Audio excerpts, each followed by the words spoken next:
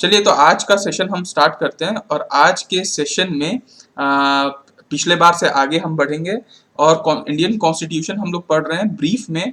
तो उसमें हम लोग आज पार्ट 4 देखने वाले हैं। ठीक है, पार्ट आपका फोर्थ है। आप directive principle of state policy, जिसको हम लोग शॉर्ट फॉर्म में डीपीएसपी भी कहते हैं। इसका फुल फॉर्म क्या है? Directive principle of state policy. आपको मैं बता देता हूँ कि कुछ कुछ ऐसे पीएसयूज हैं जो अपना रिक्रूटमेंट खुद से लेती हैं। उसमें वो कई बार पॉलिटी वगैरह, हिस्ट्री वगैरह भी क्वेश्चन पूछते हैं, तो उसमें आसान ही क्वेश्चन पूछते हैं अगर टेक्निकल डोमेन के हैं तो आपको एक आध बार क्वेश्चन ऐसा भी पूछा है कि कहाँ बेल का एग्जाम था, भारत इलेक्ट्रॉनिक्स लिमिटेड, उसमें एक क्वेश्चन पूछा था कि पार्ट 4 कौन सा होता है। 4 ऑप्शन थे, तो पार्ट 4 डीपीएसपी कहलाता है। ठीक है, चलिए तो हम लोग पहले जाने पार्ट 4 के बारे में। देखिए पार्ट 4 जो है आपका ये ना कहीं ना कहीं इसको लिया गया है गवर्नमेंट ऑफ इंडिया एक्ट 1935 से। एक्चुअली 1935 में एक एक्ट आया था जिसको गवर्नमेंट ऑफ इंडिया एक्ट कहते हैं। और आपको ये पता होना चाहिए कि हमारा देश का संविधान का 75% जो हिस्सा है वो इसी एक्ट से लिया गया है। तो अगर आप इस एक्ट को पढ़ते हैं तो आपको ऑलमोस्ट 75% समझ में आ जाता है कि वहां से हमारे कॉन्स्टिट्यूशन में चीज लिया गया है। ठीक है, तो उसमें एक गवर्नमेंट ऑफ इंडिया एक्ट में एक ये था, इंस्ट्रूमेंट ऑफ इंस्ट्रक्शन था। ठीक है, इंस्ट्रूमेंट ऑफ इंस्ट्रक्शन। तो बेसिकली वहां से इसको लिया गया है ना। और कहाँ से इसका मतलब, अगर फॉरेन सोर्स से आप देखो तो आयरलैंड के कॉन्स्टिट्यूशन से भी बेसिकली डीपीएसपी के बारे में जानकारी, मतलब बहुत सारी चीजें वहां से भी ली गई है।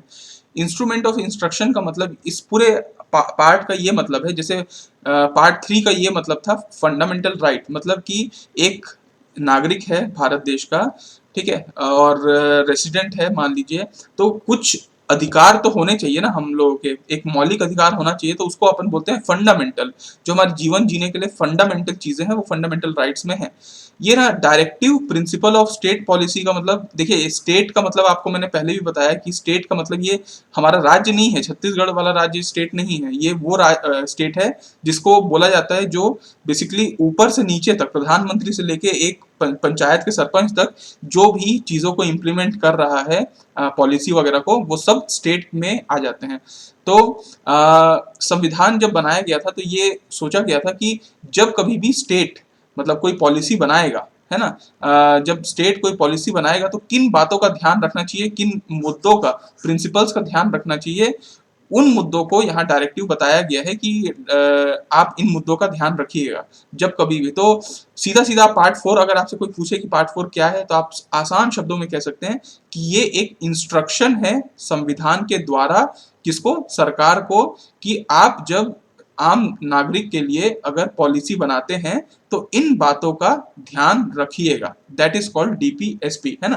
तो ये बिल्कुल अगर आप इसको जैसे शब्दों में देखें तो इसको आप ऐसा बोल सकते हैं कि डीपीएसपी एक सेट ऑफ सजेशन है ना। ये सेट ऑफ, याद रखेगा, इस शब्द को याद रखेगा, ये सेट ऑफ सजेशन है किसको, गवर्नमेंट को, कि भैया आप जब पॉलिसी बनाएंगे तो इन बातों का ध्यान जरूर जरूर जरूर जरूर रखिएगा, है ना। जो कि ये सजेशन है, सिर्फ सजेशन है गवर्नमेंट को, तो ये जुडिशिएबल नहीं है।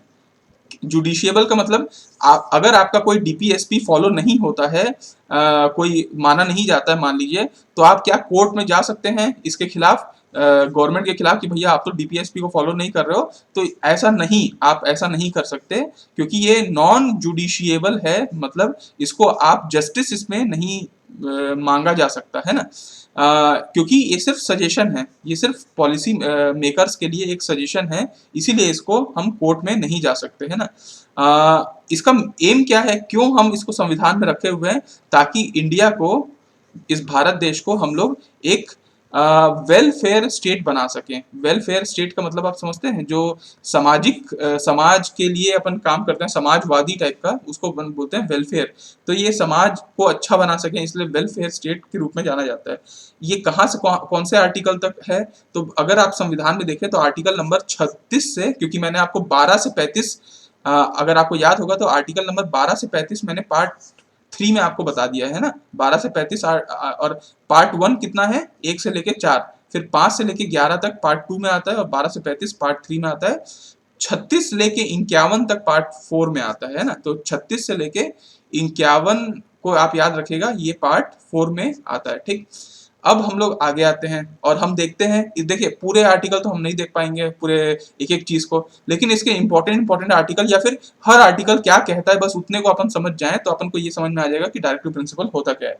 तो इसमें ना देखिए, सबसे पहला तो 36वां आर्टिकल में सीधा सीधा बोल रहा है कि स्टेट्स की डेफिनेशन क्या है। जैसे आर्टिकल 12, जो जैसे पार्ट 3 12 से 35 तक चालू हो रहा था, तो 12वें आर्टिकल में ना स्टेट के बारे में बताया गया था, क्योंकि इस पूरे पार्ट में कहीं हर जगह लिखा होगा कि स्टेट को ये करना चाहिए, स्टेट को वो करना चाहिए, तो पहले पता तो चले कि स्टेट क्या होता है। तो इसीलिए आर्टिकल 36 में सीधा सीधा डेफिनेशन ऑफ स्टेट बता दिया है कि क्या, और ये एकदम सेम है आर्टिकल 12 जैसा, ठीक है, जो स्टेट को दर्शाता है कि भैया स्टेट आप चाहे ऊपर से नीचे ले लें, सारा जो पॉलिसी इम्प्लीमेंटेशन वाले हैं वो सब के सब आपका स्टेट्स कहलाएंगे, ठीक है। चाहे आप पार्लियामेंट में प्रेसिडेंट ऑफ इंडिया की बात कर लीजिए, चाहे आप लोकसभा की बात कर लीजिए, मैं आपको यहाँ पे बता देता हूँ, चलिए। स्टेट्स कभी भी आप मत भूलिएगा, स्टेट्स अगर कहीं भी संविधान में लिखा हुआ है ना, तो स्टेट्स का मतलब आप समझिएगा, एक तो आप प्रेसिडेंट ऑफ इंडिया को भी स्टेट मान लीजिए, है ना, कि state should do this, state should do that. आप लोकसभा जो होता है मेंबर, मतलब पार्लियामेंट में, राज्यसभा, उनको, उनके सारे लोगों को आप बोल सकते हैं कि वो स्टेट्स हैं। आप इवन कैबिनेट मिनिस्टर को भी बोल सकते हैं कि वो स्टेट है, प्रधानमंत्री को भी बोल सकते हैं वो स्टेट है। उसके बाद अगर आप राज्यों में आ जाए, तो राज्य में क्या क्या होते हैं, गवर्नर होता है, तो गवर्नर आप ले लीजिए। आप कैबिनेट मिनिस्टर को आप जानते हैं, जो कैबिनेट मिनिस्टर होता है, आप स्टेट्स के अंदर, मतलब ये राज्य वाला स्टेट्स है, राज्य के अंदर में क्या होता है, विधानसभा होता है जिसको लेजिस्लेटिव असेंबली बोलते हैं, विधान परिषद भी होता है जिसको लेजिस्लेटिव काउंसिल बोलते हैं, ठीक है, और गवर्नर होता है। तो ये सारे लोगों को आप स्टेट बोल सकते हैं। आप अगर किसी जिले में चले जाइए, तो जिले में म्युनिसिपालिटी होता है, अर्बन बॉडी, नगर निगम टाइप के, तो नगर निगम, नगर परिषद, तो उसको आप स्टेट बोल सकते हैं। आप रूरल बॉडी में पंचायत को आप जानते हैं, तो पंचायत को आप स्टेट बोल सकते हैं। तो अल्टीमेटली ये सारे चीज अगर आप देखें, तो आर्टिकल नंबर 12 में भी यही सब चीज लिखा हुआ है कि स्टेट्स का डेफिनेशन क्या है, और सेम चीज आर्टिकल नंबर 36 में भी लिखा हुआ है स्टेट्स का डेफिनेशन क्या है। तो पहला चीज तो ये क्लियर हो गया आपको। चलिए, उसके बाद हम लोग आगे आते हैं और आगे हम देखते हैं कि 37वां में, ठीक है, application of the principles contained in this part, ये भी कोई इंपॉर्टेंट नहीं है। आप सीधा 38 में आइए। 38 में क्या बोलता है, देखिए 38 में बोलता है कि it authorises the state to secure a social order for the promotion of the welfare of the people. ये साफ बोल रहा है, स्टेट को ऑथराइज कर रहा है कि आप एक सोशल ऑर्डर मेंटेन करिए। सोशल ऑर्डर मतलब समझते हैं कि समाज में कोई न्याय व्यवस्था वगैरह ये सब चीज मेंटेन करने के लिए आपको कुछ ना कुछ करना चाहिए, ऐसा वो बोल रहा है। कौन बोल रहा है, संविधान बोल रहा है कि सोशल ऑर्डर को मेंटेन करने के लिए करना चाहिए। तो हमारा सरकार कुछ किया क्या इसके उसमें, तो सरकार किया है, सरकार की जिम्मेदारी थी कि सोशल ऑर्डर, समाज में एक ऑर्डर मेंटेन करने के लिए वो उसको कुछ करना चाहिए, तो उसने बिल्कुल किया है। 2007 से लेके आज तक, मतलब आपको अगर पता होगा, एक विलेज कोड भी आता है, गांव में एक विलेज कोड आता है, लगभग हर 3000 के विलेज पॉपुलेशन में एक कोड बनाया जाता है, ठीक है। उस कोर्ट का क्या काम रहता है कि बेसिकली वहां पे न्याय व्यवस्था सुनिश्चित करना। तो जो कि आर्टिकल नंबर 38 में संविधान बोलता है कि आप सोशल ऑर्डर मेंटेन करिए, तो ठीक है, आज तक इसके बारे में कुछ ना कुछ गवर्नमेंट ने किया है। आर्टिकल 39 ये बोलता है कि certain principles of policies to be followed by state. कौन से सर्टेन पॉलिसी, ये बोल रहा है कि देखिए कुछ प्रिंसिपल्स हैं, कुछ सिद्धांत हैं, वो पॉलिसी के रूप में फॉलो करना चाहिए स्टेट को। तो देखिए इसमें कुछ कुछ क्या क्या पॉलिसी वो बोल रहा है कि स्टेट्स को फॉलो करना चाहिए। तो उसमें ऐसा बोलता है कि स्टेट को basically equal pay for equal work के लिए सोचना चाहिए।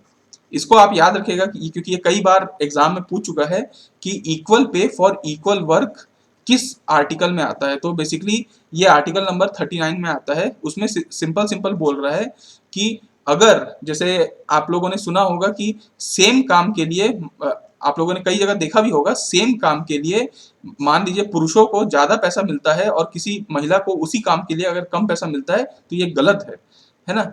और वैसे ही अगर कोई और व्यक्ति है, मान लीजिए कोई एक ए व्यक्ति है, वो सेम काम कर रहा है, उसको ज़्यादा पैसा मिल रहा है और दूसरे इंसान को कम मिल रहा है, तो ये गलत है। इसीलिए यहाँ पे संविधान ने क्लियर बोल रखा है कि आपको equal pay for equal work ज़रूर करना चाहिए। और ये लेकिन अभी तक फॉलो हो रहा है क्या? आप बोलेंगे कि नहीं सर, इतना तो फॉलो नहीं होता है। तो हाँ, क्योंकि ये ना एक प्रकार से इंस्ट्रक्शन है या फिर एक सजेशन है। ये संविधान बोलता है सजेशन, लेकिन इन लोग फॉलो करते नहीं है। लेकिन स्टेट गवर्नमेंट तो फॉलो करता है, ऑब्वियसली गवर्नमेंट फॉलो करता है, बट प्राइवेट वाले नहीं फॉलो करते हैं, उम्मीद है। तो ठीक है, चलिए आगे बढ़ते हैं हम लोग। उसके बाद हम लोग आते हैं, देखिए इसी में 39A आर्टिकल भी शामिल है। 39A आर्टिकल ये कहता है equal justice and free legal aid. ये बोल रहा है कि आप पहली बात तो ये सुनिश्चित करिए कि जो भारत देश में जस्टिस होगा तो वो इक्वल होगा। ऐसा नहीं है कि कुछ और जस्टिस कुछ किसी और को, मतलब अलग अलग भेदभाव नहीं होने चाहिए, बेसिकली यही बोल रहा है। और दूसरा, ये जो फ्री लीगल एड भी नया शामिल हो गया, ये पहले नहीं था लेकिन बाद में इंदिरा गांधी ने इनको शामिल किया है कि फ्री लीगल एड का मतलब ये होता है कि अगर आप मतलब लीगल एडवाइस आप चाहते हैं तो आपको फ्री ऑफ कॉस्ट में गवर्नमेंट के द्वारा मिलेगा। जैसे आप किसी के लिए एफआईआर दर्ज कराते हैं तो आपको एक गवर्नमेंट का वकील मिलता है जो आपको फ्री लीगल एडवाइस देता है ना? तो फ्री लीगल एड मिलना चाहिए और ये मिलता है। तो directive principle of state policy में ये वाला चीज पूर्ति हो रहा है। आपको मैं बता देता हूँ, ये नया जुड़ा है 42nd कॉन्स्टिट्यूशनल अमेंडमेंट एक्ट 1976 में। जब लगभग ये 42nd ना कॉन्स्टिट्यूशनल अमेंडमेंट एक्ट को आप याद रखिएगा, क्योंकि ये ना मिनी कॉन्स्टिट्यूशन भी कहा जाता है इसको, ठीक है? इसको मिनी कॉन्स्टिट्यूशन भी बोलते हैं क्योंकि बहुत सारा चीज इसमें कॉन्स्टिट्यूशन में जुड़ा हुआ है। तो ये वाला शब्द भी इसी समय में जुड़ गया। इसके बाद हम लोग नेक्स्ट आते हैं। नेक्स्ट हमारा कहता है कि हमको आर्टिकल नंबर 40 को आप याद रखिएगा बिल्कुल भी, क्योंकि 40 ना भयंकर बार एग्जाम में पूछता है। वो ये है कि ऑर्गेनाइजेशन ऑफ विलेज पंचायत। ये ना संविधान भारत देश के गवर्नमेंट को बोल रहा है कि आप ना विलेज पंचायत की संरचना बनाइए। तो ये संविधान में बोला था। इसी को आम भाषा में राम राज्य भी बोलते हैं, क्योंकि गांधी जी ने एक सपना देखा था कि ऐसे चीजें हों पंचायत वगैरह, तो इसको राम राज्य वाला भी दर्जा दिया जाता है। तो इसमें पंचायत देखिए, आर्टिकल नंबर 40 साफ साफ बोल रहा है कि स्टेट को विलेज पंचायत का संरचना ऑर्गेनाइजेशन करना चाहिए।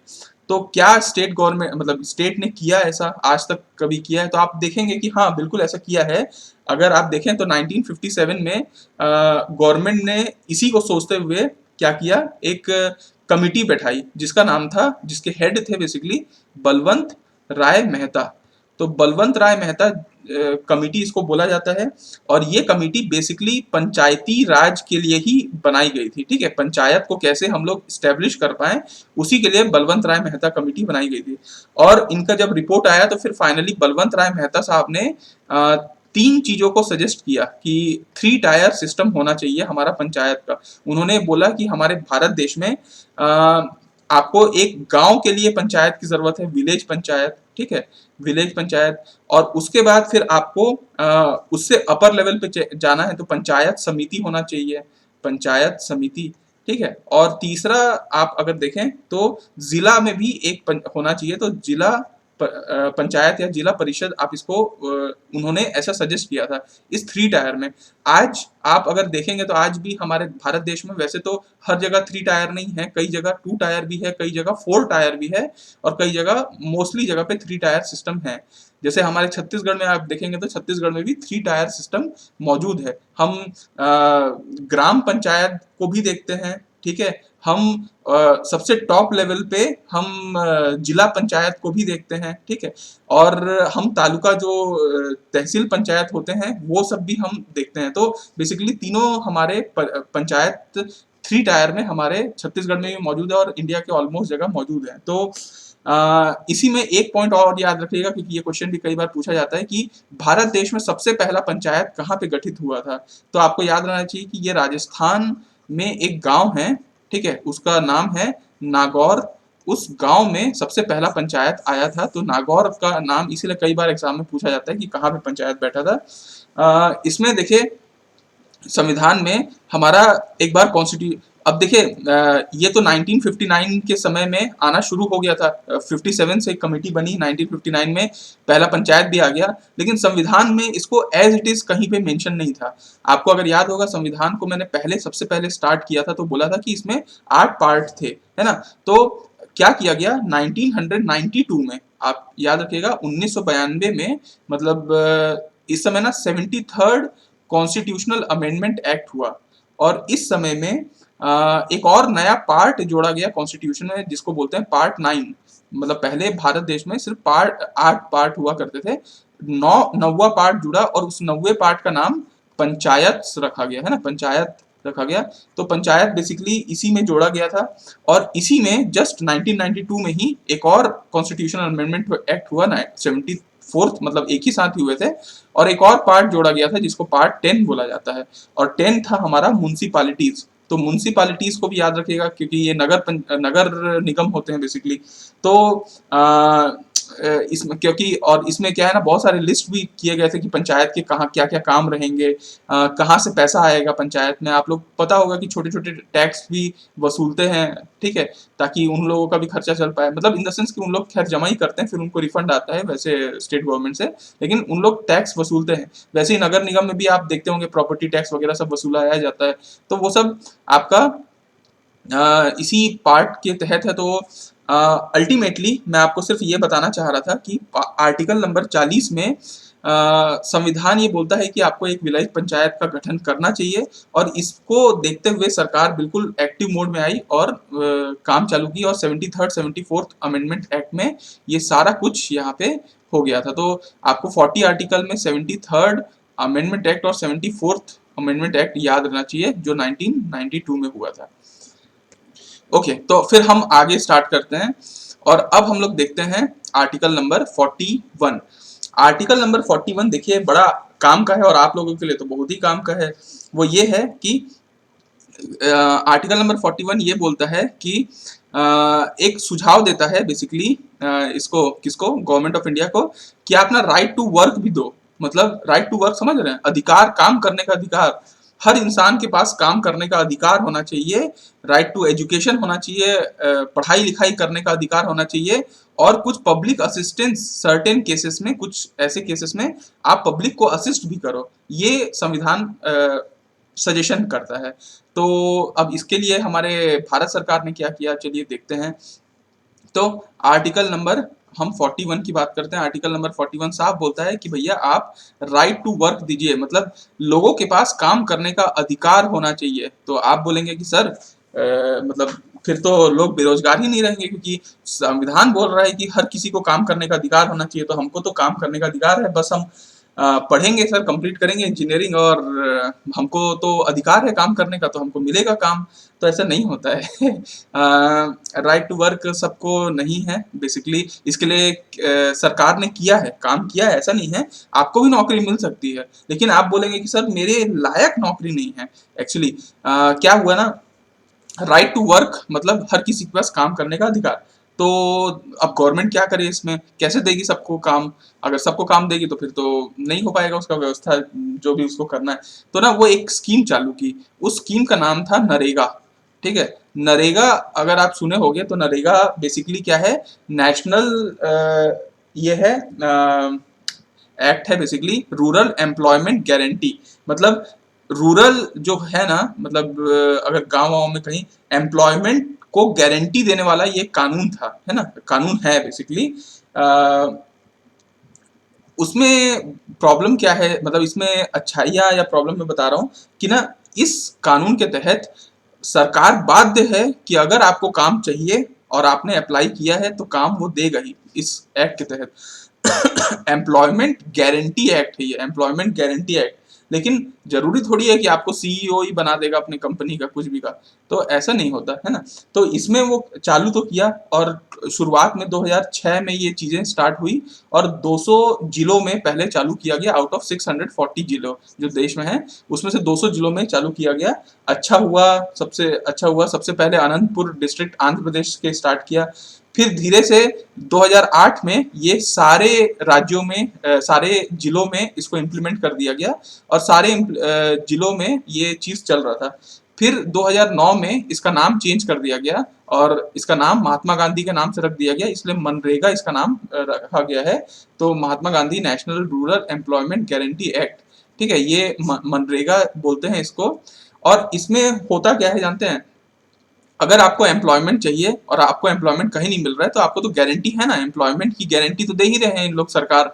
तो वो बोलते हैं कि आपको मिनिमम मतलब 100 दिन की ना एम्प्लॉयमेंट की गारंटी वो देते हैं, और आपसे कुछ कुछ काम कराते हैं, और बेचारे कुछ आपको पैसा देते हैं, लगभग 150 से कुछ 166 रुपीज कुछ होते हैं, और आपको मजदूरी वगैरह कुछ कुछ काम कराते हैं। ये अनस्किल्ड वर्क होते हैं, याद रखिएगा, है ना। इसको आप ऐसा नहीं है कि आपको कंप्यूटर में बिठा देंगे, ऐसा कुछ है, ये अनस्किल्ड वर्क होता है। जैसे आप कभी कभी कहीं कंस्ट्रक्शन का वर्क देख रहे होते हैं जो पीडब्ल्यूडी द्वारा करते रहते हैं, या बहुत सारे आप वर्क देखते हैं जो इधर उधर होते रहते हैं, वो सब वर्क में गवर्नमेंट के वर्क में आप लोगों को लगा मतलब उन लोगों को लगा दिया जाता है जो मनरेगा में अप्लाई करते हैं, और उनको महीने का क्या बोल रहे हैं, प्रतिदिन उनको भत्ता मिलता है, ठीक है, काम करने का भत्ता। और अगर आप अप्लाई किए हैं, और अगर आपको नहीं मिल रहा है, मान लीजिए 30 दिन या 40 दिन तक आपको एम्प्लॉयमेंट नहीं मिला, तो आपको महंगाई भत्ता भी देते हैं उन लोग, कि भैया आपको हम एम्प्लॉयमेंट नहीं दे पा रहे हैं, तो उसका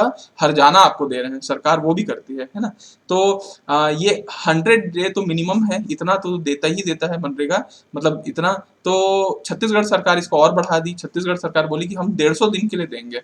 तो अगर कोई अप्लाई करता है छत्तीसगढ़ के अंदर में मनरेगा स्कीम के अंदर में, तो आपको 150 दिन की गारंटी सरकार देती है, और 150 दिन तक आप काम करेंगे और आपको प्रतिदिन आपका भत्ता मिलेगा। तो अल्टीमेटली आप कहीं ना कहीं देखें, अब पूरे भारत देश को तो वो एम्प्लॉयमेंट दे नहीं सकता, लेकिन इतना वो कर दिया कि भैया राइट टू वर्क में मनरेगा एक्ट ले आया, जिसके तहत अब तो आप लोगों के लायक तो है नहीं, आप लोग कोर्ट में बोलोगे कि सर हम आर्टिकल 41 ऐसा बोल रहा है कि हमको काम मिलना चाहिए, काम मिलना चाहिए, काम तो दे ही नहीं रहे हैं, हमारी जिंदगी खतरे में आ रही है। तो फिर सरकार बोलेगी कि भैया हम काम तो दे रहे हैं मनरेगा, आप करना नहीं चाह रहे हो तो आपकी गलती है ना।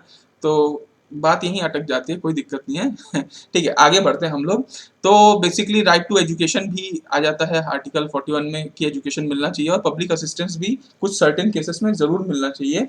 आर्टिकल नंबर 42 ये बोलता है कि आर्टिकल नंबर 42 ये बोलता है कि provision for just and humane condition of work and maternity leave. तो इसमें आप सिर्फ मैटरनिटी लीव को याद रखिएगा कि देखिए कोई मतलब महिला अगर गर्भवती होती है, तो उसके लिए आर्टिकल 42 ये कहता है कि भैया सरकार आपको कुछ मैटरनिटी छुट्टियां देनी चाहिए, और कुछ ऐसे प्रोविजंस बनाने चाहिए जो बेचारे लोग काम कर सकें उसमें। ठीक है, ऐसे ह्यूमन कंडीशन होने चाहिए कि वो बेचारे काम कर सके, और उनको छुट्टियां भी मिलनी चाहिए। इसीलिए अगर आपको याद होगा तो अभी 26 वीक्स के लिए मैटरनिटी लीव दे दिया गया है ना। ये तो चाहे प्राइवेट हो चाहे गवर्नमेंट हो, हर जगह इस चीज को फॉलो किया जाता है।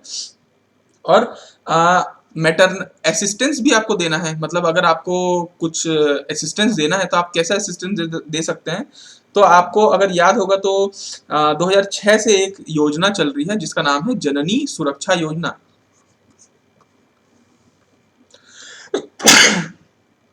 ओके, जननी सुरक्षा योजना अगर आपको याद होगा तो इसमें जननी सुरक्षा योजना में क्या होता है, जनरली फ्री डिलीवरी असिस्टेंस होता है हॉस्पिटल में। ठीक है, आराम से फ्री डिलीवरी असिस्टेंस दिया जाता है आपके हॉस्पिटल्स में। छत्तीसगढ़ में अगर आपको पता होगा तो महतारी एक्सप्रेस भी चलता है। महतारी एक्सप्रेस भी बेसिकली कहीं ना कहीं सरकार जो है, या स्टेट्स जिसको आप बोल रहे हो, वो कहीं ना कुछ छोटी मोटी या जो भी योजना बना रही है ताकि असिस्टेंस दे पाए, है ना। तो ये असिस्टेंस देने का काम आर्टिकल नंबर 42 ही कहता है कि आप असिस्टेंस दीजिए। आर्टिकल नंबर 43 बिल्कुल ये बोलता है लिविंग वेज फॉर वर्कर्स, मतलब बेसिकली देखिए आर्टिकल 43 तीन पार्ट में है, 43 फिर 43A फिर 43B। बेसिकली 43A बोलता है ये participation of worker in management of industry. वो बोलता है कि देखिए इंडस्ट्री में वर्कर काम करते हैं तो गवर्नमेंट को ऐसा बनाना चाहिए कि वर्कर ना पार्टिसिपेट करें, सिर्फ काम ना करें, वो पार्टिसिपेटिव टाइप का मैनेजमेंट हो। उन लोग अच्छे से वर्क करें, चीज़ों में पार्टिसिपेट करें, कुछ डिसीजन लेने में पार्टिसिपेट करें। तो ऐसा सरकार को ऐसा कुछ योजना बनानी चाहिए। तो बनाई है सरकार, ऐसी नहीं है कि कोई योजना ही नहीं बनाई है। बहुत सारे खादी विलेज इंडस्ट्रियल कॉर्पोरेशन है और मिनिमम वेजेस एक्ट, बहुत सारी चीज़ें हैं ऐसा जो सरकार ने किया है। और प्रमोशन ऑफ कोऑपरेटिव सोसाइटी भी बोल दिया है कि जो कुछ कोऑपरेटिव सोसाइटीज होती हैं उन सहकारी संघ जिसको बोलते हैं उनको प्रमोट करना चाहिए बेसिकली, क्योंकि ये कोऑपरेटिव सोसाइटी होते हैं, कोऑपरेट करना, तो इनको प्रमोट करना चाहिए। तो ये संविधान में सजेशन दिया गया है और ये हो भी रहा है। ठीक है, तो आप ऐसा बिल्कुल मत सोचना कि डीपीएसपी तो सिर्फ सजेशन है, सरकार तो फॉलो ही नहीं करती। बिल्कुल आपको मैं इसलिए एक एक पॉइंट पे लेके जा रहा हूँ कि आपको बता सकूं कि क्या क्या चीज फॉलो हो रहा है। आर्टिकल 44 बहुत इंपॉर्टेंट, क्योंकि अब ये बहुत चल रहा है, क्योंकि सिविल कोड के लिए पूरी देश में मांग चल रही है कि एक सिविल कानून होना चाहिए बेसिकली, मतलब सेम कानून जैसे इसी के तहत अभी ट्रिपल तलाक को भी बैन किया गया, क्योंकि हिंदू में तो ऐसा नहीं है, मुस्लिम में था ऐसा कानून ट्रिपल तलाक। वैसे ही बहुत सारे जो अलग अलग चीजें हैं जो किसी किसी धर्म में गलत है, मान लो अगर ऐसा होता है, ये सवाल उठता है उस पर, तो क्यों ना सिविल कोड लाया जाए। इसलिए इसकी बहुत, तो देखो संविधान में भी ये चीज लिखा हुआ है कि आप सरकार इसको इम्प्लीमेंट करिए यूनिफॉर्म सिविल कोड, लेकिन पॉलिटिक्स की वजह से ये सब चीजें इम्प्लीमेंट नहीं हो पाती हैं। तो लेकिन है 44 आर्टिकल में ये साफ साफ कहा गया है ना। आर्टिकल 45 में साफ साफ ये बोलता है कि अर्ली चाइल्डहुड के लिए आपको अर्ली चाइल्डहुड केयर के लिए कुछ प्रोविजन बनाई है। अब देखिए बच्चे ना क्या होते हैं बचपन में, 0 साल से 6 साल तक बच्चे बहुत छोटे छोटे होते हैं, है ना, और उनको केयर की बहुत ज्यादा जरूरत होती है। तो संविधान बोलता है कि आपको कुछ ऐसा प्रावधान करना चाहिए कि अर्ली चाइल्डहुड केयर हो सके और बच्चों को एजुकेशन हो सके below the age of 6 year. मतलब उनको ऐसा बोला गया है कि भैया 6 साल से नीचे वालों को तो यार आप एजुकेशन दे ही दो, फ्री में दो लेकिन दो, है ना। तो ये संविधान का कहना था आर्टिकल 45 में। और इसी के तहत अगर आपको याद होगा तो 2002 की बात है, अगर आपको याद होगा तो 2002 में एक वो आया था, क्या बोलते हैं, 86 कॉन्स्टिट्यूशनल अमेंडमेंट एक्ट आया था और उसमें RTE राइट टू एजुकेशन को कंपलसरी कर दिया था। इसका मतलब ये था कि जैसे और RTE किसके लिए हुआ था, 6 से 14 साल के लिए, 6 से 14 साल के लिए राइट टू एजुकेशन कर दिया था। लेकिन आर्टिकल 45 0 से 6 साल के लिए बात करता है ना। तो अल्टीमेटली 0 से 14 साल तक के लिए संविधान आपको बोल रखा है कि एजुकेशन होना ही चाहिए कहीं ना कहीं, है ना। तो इसी के तहत अगर गवर्नमेंट बहुत सारे स्कीम लाती है, किलकारी स्कीम आया था, झूला घर टाइप का स्कीम आया था, जिसमें बच्चों को बचपने में नरिशमेंट दिया जाता है बेसिकली, है ना, केयर किया जाता है। आर्टिकल 46 बेसिकली ये बोलता है कि एजुकेशन को प्रमोट करना चाहिए और खासकर SC ST and other weaker section के इकोनॉमिक इंटरेस्ट को बढ़ावा देना चाहिए। तो बिल्कुल सरकार कर ही रही है, स्कॉलरशिप के माध्यम से हो वगैरह से एजुकेशन को वो प्रमोट करती ही है। अगर सरकार पैसे दे देगी तो एजुकेशन थोड़ा सा उनकी सस्ता हो जाता है और फ्री हो जाता है, तो उनके लिए वो एजुकेशन प्रमोट होते हैं। तो ये सरकार बिल्कुल 46 आर्टिकल के तहत करती है। आर्टिकल 47 में ये बोलती है कि ये स्टेट की ड्यूटी है कि लेवल ऑफ न्यूट्रिशन को बढ़ाए। हमारे देश में न्यूट्रिशन की जो वैल्यू है वो कम है, तो उसको ये सरकार की जिम्मेदारी है, ड्यूटी है कि वो उसको बढ़ाए और स्टैंडर्ड ऑफ लिविंग को इम्प्रूव करे and to improve public health को भी इम्प्रूव करे, स्टैंडर्ड ऑफ लिविंग क्यों करे। तो ऐसा करती है, बिल्कुल करती है। अगर आपको पता होगा, आपको अगर पता है या नहीं पता है मेरे को नहीं मालूम, लेकिन आपको पता होना चाहिए कि सरकार बिल्कुल मद्यपान निषेध का आह्वान करती है। मतलब हालांकि शराब भी खुद ही बेचती है, लेकिन बोलती है कि भैया मत किया करो, ये सब गलत है, ऐसा बोलती है। आपको कभी सुने होंगे नेशनल रूरल हेल्थ मिशन नाम से आता है, NRHM, और नेशनल अर्बन हेल्थ मिशन के नाम से आता है। ये आपको ये सुने हो क्या बचपन में मिड डे मील स्कीम आप सुने होगे, मध्याह्न भोजन बोलते थे। वो मध्याह्न भोजन बेसिकली क्यों दिया जाता था, ताकि एनरोलमेंट बढ़ सके लोगों का, बच्चे लोगों का न्यूट्रिशन लेवल बढ़ सके। तो ये सब गवर्नमेंट कर रही है, कहीं ना कहीं इसमें अपना गवर्नमेंट ड्यूटी निभा रही है ना। 48th आर्टिकल ये बोलता है कि आपको एग्रीकल्चर और एनिमल हस्बेंड्री को ऑर्गेनाइज करना चाहिए। एनिमल हस्बेंड्री का मतलब होता है पशुपालन, है ना। तो पशुपालन और एग्रीकल्चर में जिम्मेदारी निभानी चाहिए, करती है सरकार बिल्कुल। बहुत सारे आप गवर्नमेंट पशुपालन विभाग देखेंगे होता है। 48A में एनवायरनमेंट को भी प्रमोट करने को बोलता है, और फॉरेस्ट और वाइल्ड लाइफ को सेफ गार्ड करने के लिए बोला जाता है। 49 में मॉन्यूमेंट्स को प्रोटेक्ट करने के लिए बोला जाता है, और खासकर ऐसे जो टूरिस्ट एरिया होते हैं जो नेशनल इंपॉर्टेंस के होते हैं, उनको आप सरकार की जिम्मेदारी होती है कि उनको प्रोटेक्ट करें। तो बिल्कुल ऐसा होता है, आप देखेंगे कि एक सेंट्रल हेरिटेज लिस्ट बनता है, या फिर आप कभी कभी देखेंगे ना, कोई टूरिस्ट एरिया में जाएंगे तो लिखा रहेगा कि ये केंद्र द्वारा संरक्षित है। अगर कभी आप रतनपुर में गए तो आप देखेंगे कि वहाँ कुछ कुछ चीजों पे लिखा रहता है, राज्य द्वारा संरक्षित, केंद्र द्वारा संरक्षित। तो आप देखेंगे कि ये होते हैं, और सरकार बिल्कुल इस पे कदम उठा रही है। 50th आर्टिकल में बोलती है कि जुडिशरी एग्जीक्यूटिव से सेपरेट रहेगा, तो मतलब इसी में वो बोल दिया है, ठीक है कोई बात नहीं। और 51 में बोलता है कि इंटरनेशनल पीस और सिक्योरिटी मेंटेन करने के लिए गवर्नमेंट को हमेशा कुछ ना कुछ सोचना चाहिए। तो बिल्कुल आपको याद होगा कि गवर्नमेंट, मोदी जी तो दिन भर पीस मेंटेन करने के लिए और फ्रेंडली रिलेशन मेंटेन करने के लिए फॉरेन जाते ही रहते हैं, थे मतलब कोरोना के बाद तो नहीं गए बेचारे, लेकिन जाते थे।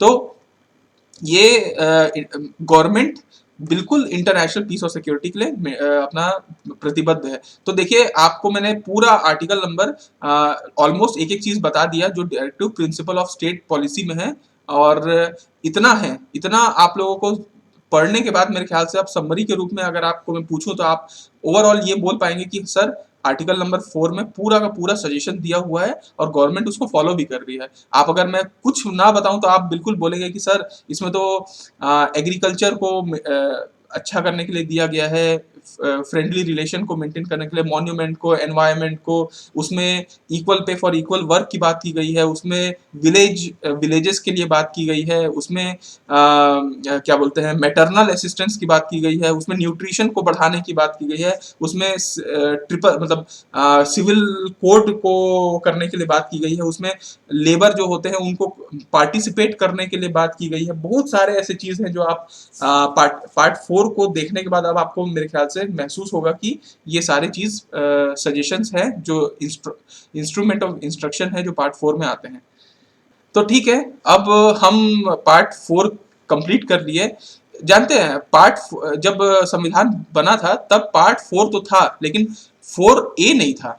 उस समय पार्ट 4A नहीं हुआ करता था। और आपको बता देता हूं कि 42nd कॉन्स्टिट्यूशनल अमेंडमेंट एक्ट 1976, इसको तो आप रट लीजिए, क्योंकि ये उठते बैठते सोते जागते आपको ये कोई भी चीज नया जुड़ा है, बस आपको ये याद रहना चाहिए ये वाला है। इसमें इसको मिनी कॉन्स्टिट्यूशन इसलिए कहा जाता है। तो पार्ट 4A भी इस समय इंदिरा गांधी के टाइम पे ये पार्ट 4A जोड़ा गया, और इस पार्ट 4A का सीधा सीधा मतलब था कि भैया देखिए, फंडामेंटल राइट में आपको अधिकार दे दिया गया कि आपके ये मौलिक अधिकार है, अच्छी बात है। कोई अगर इसको तोड़ने की कोशिश करता है, आपको नहीं देता है आपके अधिकार, तो आप सुप्रीम कोर्ट में भी जाके बोल सकते हैं, आप जाइए। गवर्नमेंट को directive principle of state policy के तहत उसको संविधान वो भी बोल दिया कि भैया आपको ये चीज करना है, और कर सकते हो तो करो, और करना ही है आपको, करना है, कोशिश करो करो, ठीक है, अच्छी बात है। उसके बाद ना संविधान में एक और चीज जोड़ दिया गया, वो बोला कि भैया नागरिक लोग आप कुछ करोगे कि नहीं, कि आप ही को सब कुछ मिलेगा। तो नागरिक लोगों को क्या करना है, फंडामेंटल ड्यूटी, उनके लिए फंडामेंटल ड्यूटी बता दिया कि भैया आपको इस देश में अच्छे से रहना है ना, तो आपकी भी कुछ ड्यूटी होती है, उसको आप पालन करना चाहिए। तो इनको फंडामेंटल ड्यूटी कहा गया है, और ये फंडामेंटल ड्यूटी पार्ट 4A में शामिल है। और ये मैं आपको दिखाता हूं कि इसमें क्या क्या शामिल है। और आजकल ये लगभग बहुत जगह पे देखने को मिल जाता है। अगर आप कोई टिकट की रिजर्वेशन भी कर रहे हैं तो टिकट की रिजर्वेशन के नीचे में भी फंडामेंटल ड्यूटीज लिखा के आता है ना। तो पार्ट 4A या फिर आर्टिकल नंबर 51A आप इसको कह लीजिए। इसमें क्या क्या चीजें हैं, चलिए अपन थोड़ा सा देखते हैं इसमें। पहला जो बोलता है वो ये बोलता है, पहले तो मैं आपको ये बता देता हूँ चलिए, कि फंडामेंटल ड्यूटी ना रशिया से बेसिकली इंस्पायर्ड है। रशिया के कॉन्स्टिट्यूशन में ये था, तो हम लोगों ने भी इसको शामिल कर लिया गया। और लगभग 86th कॉन्स्टिट्यूशनल अमेंडमेंट इसको, लेकिन बेसिकली आप देखिए 42nd कॉन्स्टिट्यूशनल अमेंडमेंट एक्ट में टोटल 8 फंडामेंटल राइट्स को हामी भरा गया था, है ना। उसके बाद 86 कॉन्स्टिट्यूशनल अमेंडमेंट एक्ट 2002 के समय में इसमें और कुछ बढ़ा दिया गया और टोटल 11 फंडामेंटल ड्यूटी अब शामिल है हमारे संविधान में। आप 11 फंडामेंटल ड्यूटी यहाँ पे देखेंगे, आपको मैं सिर्फ नाम बताते रहता हूँ कि क्या क्या है आपकी। देखिए ये साफ साफ लिखा है, it shall be duty of every citizen. हर भारत देश के नागरिक की ये ड्यूटी होगी कि वो कॉन्स्टिट्यूशन को रिस्पेक्ट करेगा, उसके है, और क्या चीज को रिस्पेक्ट करेगा, उसके आइडियल्स को, उसकी सोच को, उसके इंस्टीट्यूशन जो उसको बनाया था, नेशनल फ्लैग को सम्मान देगा, नेशनल एंथम को सम्मान देगा। ये हमारे देश हर नागरिक की ड्यूटी होगी। तो हम करते हैं राष्ट्रीय ध्वज का सम्मान करते हैं, राष्ट्रीय जब गान होता है, राष्ट्रीय गीत जब चलता है तो हम बेसिकली स्टैंडिंग ओवेशन देते हैं, मतलब हम खड़े हो जाते हैं। तो नेशनल एंथम के लिए हम जरूर सम्मान देते हैं। सेकंड हमारा जो फंडामेंटल ड्यूटी है वो ये कहता है कि आपको चेरिश करना चाहिए और फॉलो करना चाहिए उन नोबल आइडियल्स का which inspired our national struggle for freedom. मतलब जब भारत देश में फ्रीडम के लिए, आजादी के लिए लड़ाई चल रहा था, तो उनके दिमाग में जो सोच था उनसे आपको इंस्पायर होना चाहिए और आपको उनको चेरिश करना चाहिए, आपको उसको सम्मान, ससम्मान, और आपको खुश होना चाहिए, ठीक है। आपको रिस्पेक्ट करनी चाहिए उनकी सोच को।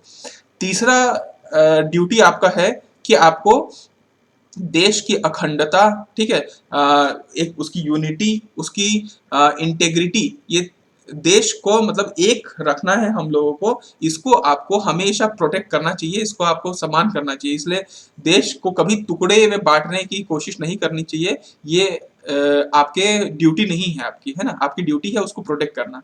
चौथी फंडामेंटल ड्यूटी आपको ये कहती है, जनरली वैसे कोई पूछता नहीं है आपको एग्जाम में कि ये फंडामेंटल 5वां नंबर का फंडामेंटल ड्यूटी क्या है, लेकिन ये पूछा जाता है कि कितने फंडामेंटल ड्यूटी है और क्या ये फंडामेंटल ड्यूटी में शामिल है। तो आप थोड़ा सा इसको ध्यान दीजिएगा कि आपको ना चौथा में ये बोलता है कि आपको अपने कंट्री को डिफेंड करना है और अपना नेशनल सर्विस देना है जब कभी भी आपको बोला जाए तो। मतलब आपको कभी भी अगर ऐसा बोला जाता है तो आपको अपने देश के प्रति नेशनल सर्विस देना है, आपको अपने देश की रक्षा करनी है, ये आपकी फंडामेंटल ड्यूटी है। पांचवा फंडामेंटल ड्यूटी यह है कि आपको शांति बनाए रखना है अपने देश में, आपको शांति को प्रमोट करना है, और एक कॉमन ब्रदरहुड, मतलब एक भाईचारा की जो फीलिंग होती है, इसको आपको हमेशा इस स्पिरिट को बढ़ावा देना है ना, to the for the people of India. Without आपको कि ऐसा नहीं है कि आप कोई पर्टिकुलर रिलीजियन या कोई पर्टिकुलर बोलचाल वाली भाषा, लिंग्विस्टिक, या किसी आप किसी सेक्शन में ही आप ये करेंगे। आपको जो कॉमन भाईचारा है ना, आपको जो भाईचारा वाली फीलिंग है, इसको आपको बढ़ावा देना है, इररिस्पेक्टिव ऑफ कि आप कौन से रिलीजन के हैं और कौन से बोल चाल आप बोलने वाले हैं, है ना। और सबसे बड़ी बात, आपको ये प्रैक्टिस और derogatory to the dignity of women, इसको आपको बंद करना है, रिनाउंस करना है, त्यागना है। मतलब कई उस समय ऐसा होता था और अभी भी कुछ ना कुछ जगह होता है कि डिग्निटी ऑफ वुमेन, वुमेन की डिग्निटी को डेरोगेटरी, बेसिकली कहीं ना कहीं इनको डराया जाता है, और बहुत सारे ऐसे प्रैक्टिस है जिसके कारण डिग्निटी ऑफ वुमेन गिरती चले जाती है। ये सारी प्रैक्टिसेस को आपको त्यागना है, ये आपका फंडामेंटल ड्यूटी है बेसिकली, है ना। फिर आपको नेक्स्ट फंडामेंटल ड्यूटी ये कहता है कि to value and preserve the rich heritage of our composite culture. जो हमारे भारत देश का कॉम्पोजिट कल्चर है, अलग अलग प्रकार के कल्चर से मिलकर कॉम्पोजिट कल्चर बना है, इसको हमको प्रिजर्व करना है। ये एक रिच हेरिटेज है हमारे पास अलग अलग लोगों की, इसको हमको प्रिजर्व करना है। फिर नेक्स्ट फंडामेंटल ड्यूटी ये कहता है to protect and improve the national environment. आपको अपने पूरे देश का एनवायरमेंट, बेसिकली नेचुरल एनवायरमेंट बोल सकते है, वो आपको जैसे फॉरेस्ट हो गया, लेक हो गया, रिवर, वाइल्ड लाइफ, ये सबको आपको क्या करना है, प्रोटेक्ट करना है और इम्प्रूव करना है।